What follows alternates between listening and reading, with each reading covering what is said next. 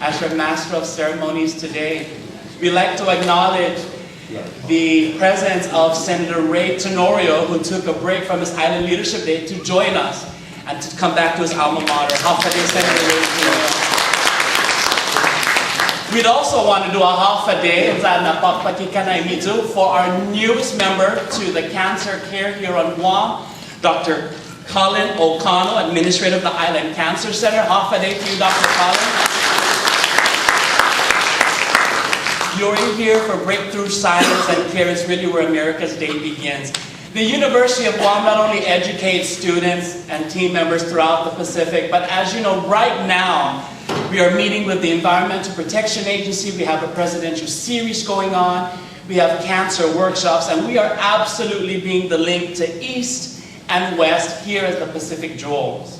I'm absolutely thrilled to welcome our family and friends from the University of Hawaii Cancer Research Center, but most importantly, to lend a gentle ear to my president, the president of the University of Guam, who will go ahead and open our community research update. Dr. Robert Underwood, sir, please.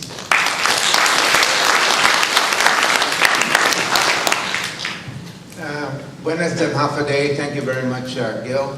I think we'll have him be our MC for everything. And I want to welcome our friends from the University of Hawaii, and welcome back to his alma mater, Senator Ray Tenorio. Don't forget your alma mater, like so many others do. No, you know, this is a very exciting moment for the university to open up, allowing me to open this up, because this fits into so many things that we're doing. We're a very busy campus this week, as Gil has advertised. We're in the middle of doing a couple of EPA workshops. We signed a MOU with EPA. We have the Assistant Secretary of the Navy coming and giving a speech to the university community at 5:30. She's down there visiting the Water Environmental Research Institute. And so we're in the middle of doing so many things. And like a good university does, it tries to link these things. It tries to make sense of these things, because that's what a university is supposed to do. It's supposed to have a unifying purpose. It's not a multiversity, it's a university. It's supposed to be able to follow different research threads, and then it's also supposed to make them coherent so that people can utilize these, the research, people can utilize the service, people can utilize the education, so that it makes sense in their lives.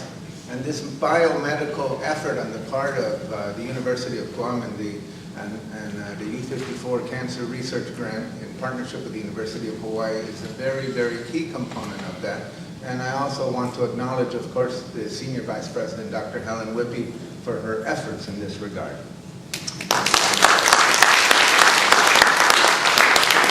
As we look at the university, and we try to, and you know, I was kind of busted on my way over here, you know, because we are a tobacco-free campus, and then I met Tad. I'm sorry, I forgot your last name. Ursa. Yes, and he actually caught me chewing betel nut on my way here, and I asked him, so I said, so what is it that you're going to be studying? He says, you know, betel nut. So, well, sometimes we make light of it. These are very serious issues. We don't know what the effects are. We do know that people chew betel nut in very different ways, that it's not the way that is traditionally chewed in Micronesia, the way it's traditionally chewed in the Marianas Islands. So it's a very kind of different technique. We don't know whether that means less cancer, no cancer, more cancer. Who knows, you know, what it means. But it does mean that we need to study that. It does mean that we need to understand how these things impact in our lives. As we go through generations of students here, and I frequently tell students, and I frequently tell my colleagues here at the University of Guam, we're just 20th century people, basically. We're all raised and brought up and came to our maturation in the 20th century, trying to live in a 21st century world. Don't understand all where this 21st century world is going. For Guam, this particular decade that we're entering, the 2010s, is really the decade of decision. The way that we deal with this decade is going to reshape this island for 1, 2, maybe 3 generations. Because the nature of the economy, the way we live, the way we house ourselves, the way we take care of ourselves, the way we take care of our bodies, the way we see the world, what we do in our relationship to our environment, and what we do in relationship to our economy, and what we do in relationship to each other is all going to be tested very severely by the nature of the changes that we're confronting. So the University of Guam has a special role in trying to help navigate that, to empower people to be able to deal with life from a position of strength, so that they will not, not that they will solve every problem, but that they'll know how to solve problems. Not that they will know the solution, but that they will know how to search for solutions. Sometimes in the nature and in the course of trying to do environmental work, sometimes people ask me, well, what laws can we pass now that will protect the island 20 years from now from environmental degradation? I say, I have absolutely no idea, and neither do you. The only thing that we can be sure of is that we educate enough people from this island so that 20 years from now, they'll be making good laws on their own. That's the capacity building. That's the protection. That's the self-satisfaction that you get from working in an institution like the University of Guam. So I'm very inspired by the nature of your efforts, and especially the way that we collaborate between the medical profession, with the government of Guam, the Department of Public Health, with GMH, with all of our partners, School of Nursing, and just the way this U54 grant is constructed really brings together the best in the university in a way that we are really looking at, I've looked at, as a way to model some of the things that we're also standing up.